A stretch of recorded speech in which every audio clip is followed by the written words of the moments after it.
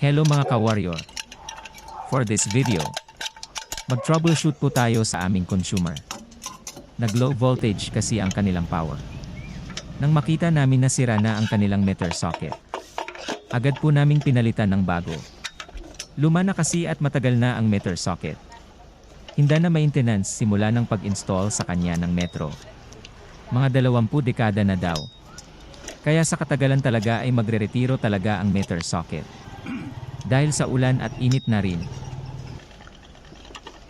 Nasa meter on pole ang metro niya dati kaya nung pinalitan na ng bago. Sa cluster na namin nilagay. At nang matapos queue na malagay ang meter socket, ay nilagay ko na rin ang mga line side at load side wires nito.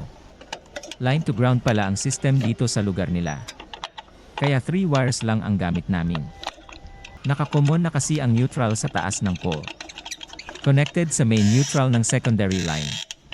Matapos mabalik ang mga wires sa terminals. At na-tight ko na ang screws. Magtatap na ako ng line side. Hindi ko kasi muna tinap. Para sa safety at para makagalaw ako ng libre. Pansensya dahil nakot po dito ang video kasi na full yung CP ko.